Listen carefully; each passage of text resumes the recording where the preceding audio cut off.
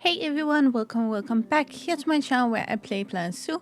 Today we are back in future Life Sub-Saharan Africa, where we will help breed and hopefully save the African lion for the future of Africa. And here is my little habitat, and if you want to see how I built this or hear a little bit about how people actually work to save these in the real world, then please keep watching. And just to begin with, I thought this video would be the perfect one to just come with an update on our Ukrainian lionesses. If you haven't followed my channel and you don't know, Ukraine have had a few issues the last couple of years.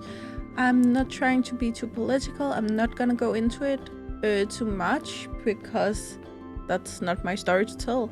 But what is my story to tell, and a very important story, is that in Knuthenborg Safari Park, which is a zoo on Lolland, which is a Danish island, they have helped out with actually saving a few of the lionesses from Ukrainian zoos.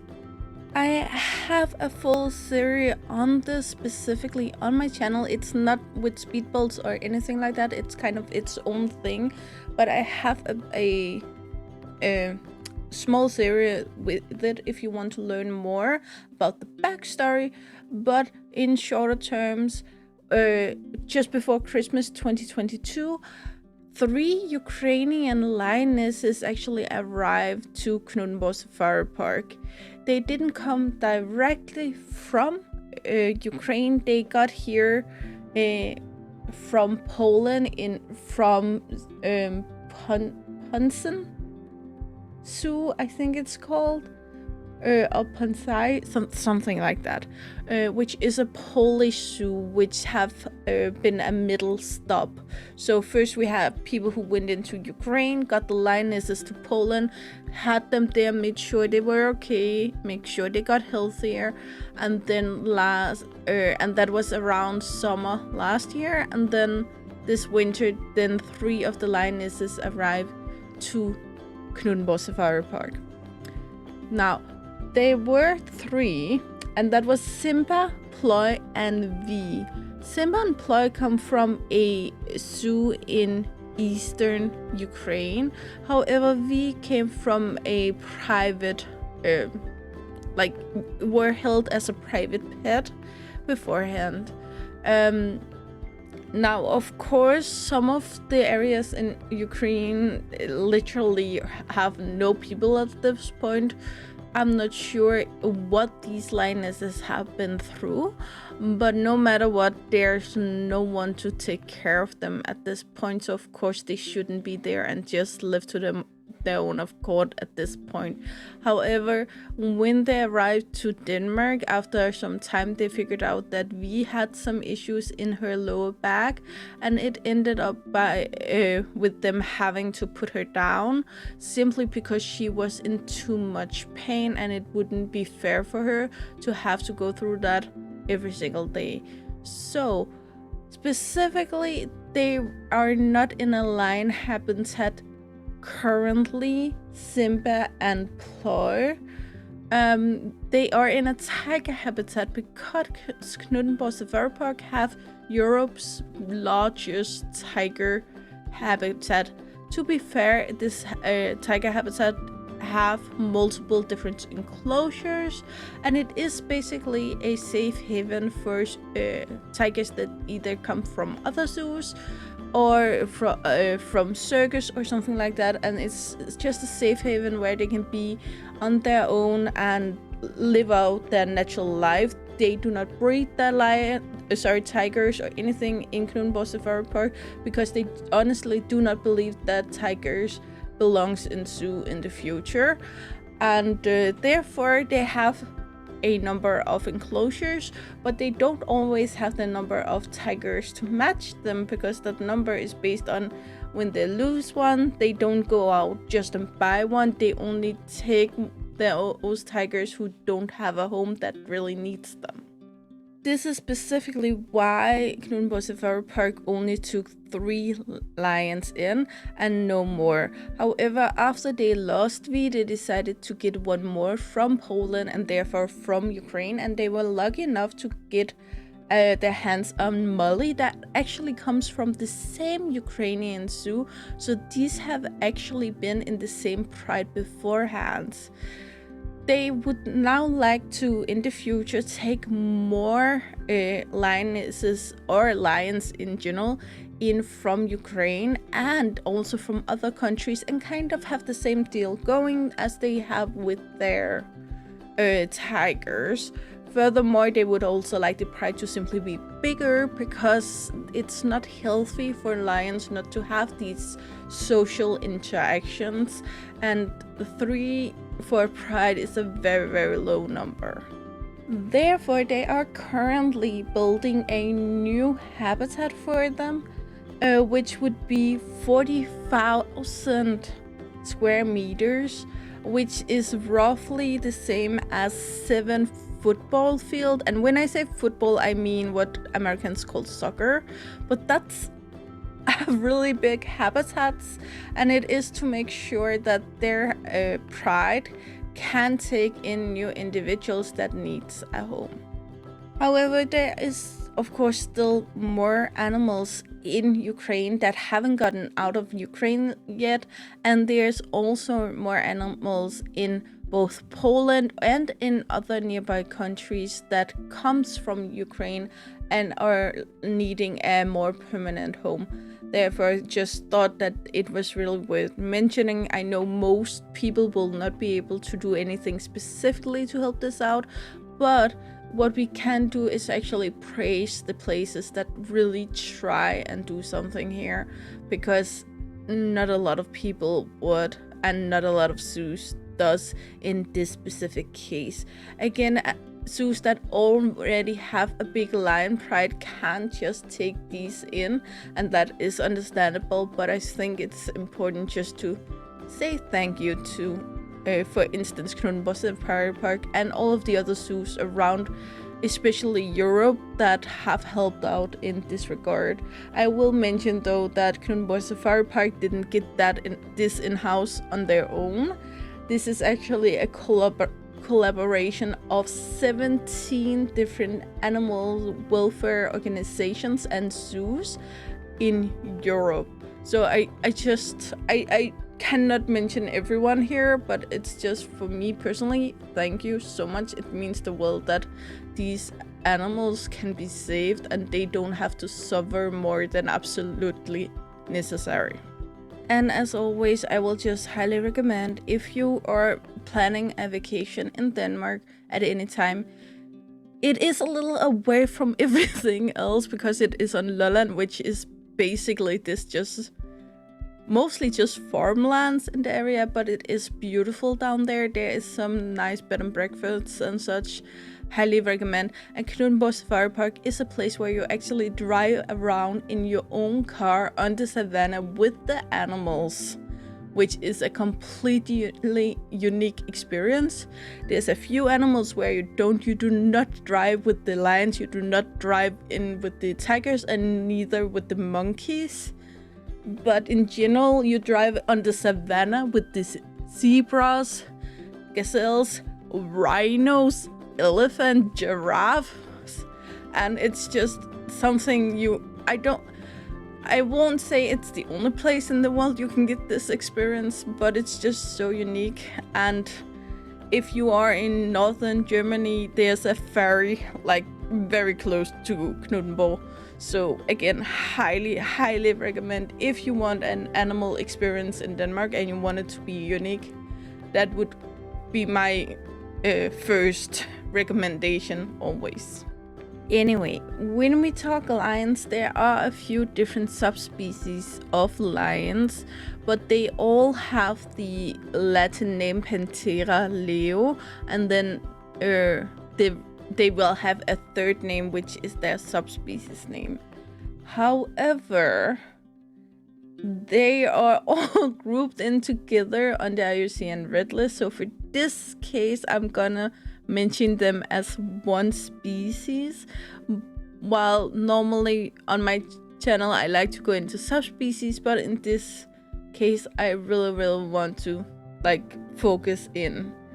The numbers are currently between 23,000 and 39,000 individuals in the wild, and therefore they are listed as vulnerable, which I kind of find funny because some of these species are already extinct sometimes. For instance, we have talked about the northern lion that have still a pride going on in India, but are completely extinct in northern Africa, where I think they should be critical endangered personally, but because they are grouped in with anyone else here, then it's kind of like, yeah, we're gonna go on average and say they're vulnerable because there are many lions out there. But again, when you look at the fact that I think there's 4 or 5 different subspecies, then it looks a little different. And add to that the fact that a lot of subspecies, besides the ones we have now, have died out within the last 100 or 150 years. Right now I'm looking on the IUCN Red List, and their last assessment of the lions were in June 20th, 2014, and it was published 2016. So this is a little older information, just to be clear, but I think it's really good. At this point, they are extant, which means resistant and surviving and somehow thriving in Angola, Benin, Botswana, Burkina Faso, Cameroon, Central African Republic, Chad, Congo, the Democratic Republic of the Eswatini, Ethiopia, India, Kenya, Malawi, Mozambique, Namibia, Niger, Nigeria, Senegal, Somalia, South Africa, South Sudan, Tanzania, United Republic of Uganda, Zambia, and Zimbabwe, which is, as far as I know, Africa and India. Africa and Asia. They are possibly extinct, which means we are not quite sure, but maybe in Côte d'Ivoire, Ghana, Guinea-Bissau, Mali, Rwanda, and Togo, and they are completely extinct in Afghanistan, Algeria, Burundi, Congo, Djibouti, Egypt, Eritrea, Gabon, Gambia, Iran, Islamic Republic of Iraq, Israel, Jordan, Kuwait, Lebanon, Lesotho, Liberia, Mauritania, Morocco, Pakistan, Saudi Arabia, Sierra Leone, Syrian Arab Republic, Tunisia, Turkey, and Western Sahara. And what really terrifies me here is again that we have mixed subspecies here, which means that there's even some of the countries on the possibly extinct or extant list here that may have lost one subspecies of lions, but because they still have another subspecies of lion, it looks here like the lions are thriving, even though they may have lost one subspecies. And honestly, it terrifies me when I look at this and see how many countries that already have lost these beautiful creatures. And at this point, their numbers are still decreasing, and they're losing mature individuals in the wild every single year. However, their numbers are not fragmented at this point, which means that they do still meet with other pride and mix blood and have healthy blood circulations in the pride, which is very important. The lions have at this point a long list of threat One being simple development.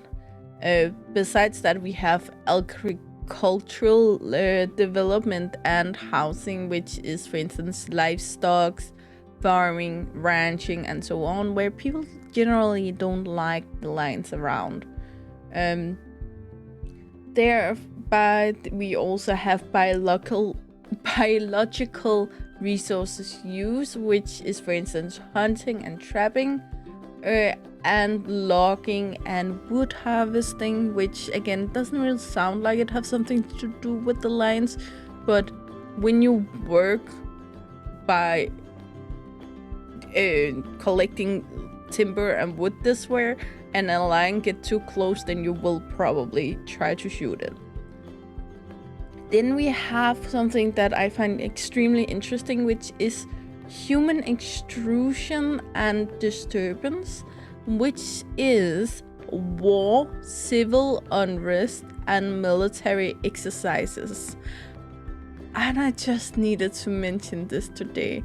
I'm pretty sure they don't mean what is going on in Ukraine currently, but it can simply be two neighboring countries historically, even when people were just lining up across for each other and running at each other with swords or spears, then lines could get caught up in that.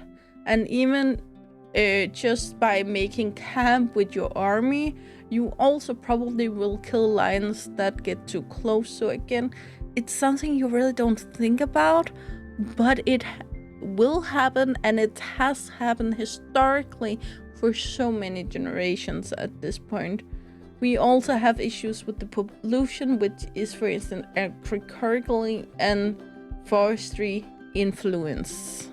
I'm sorry, I'm talking too long today. I'm gonna end in a minute. I will just say we have a lot of things in place at this point to help them. For instance, we have protected areas specifically for the lions, and we also have species management in place, which can be, for instance, harvest management plans. When is it preferable to kill lions if you have to, and when should you really try not to do so?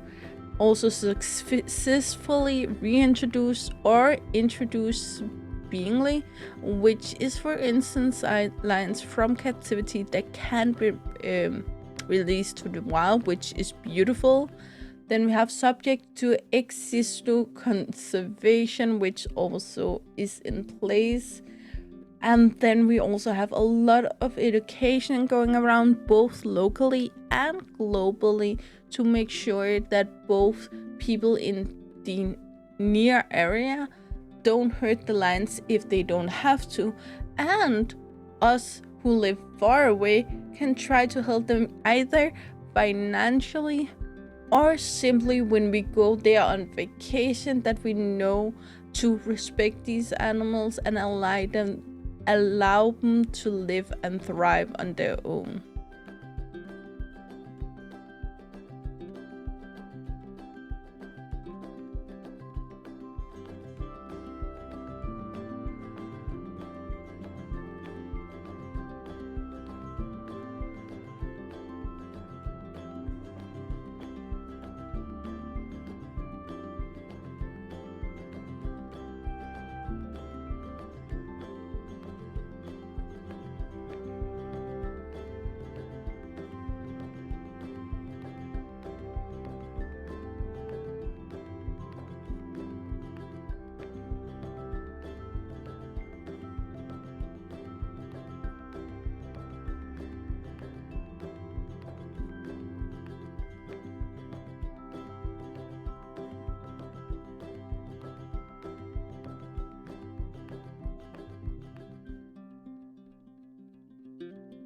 Okay guys, that's all I got for you today. As always, I really hope you enjoyed it, and you know the drill guys. Like, subscribe, and turn on the bell notification so you know the next time I upload a video. I really hope to see you again, either in comments below or in the next video. Bye guys.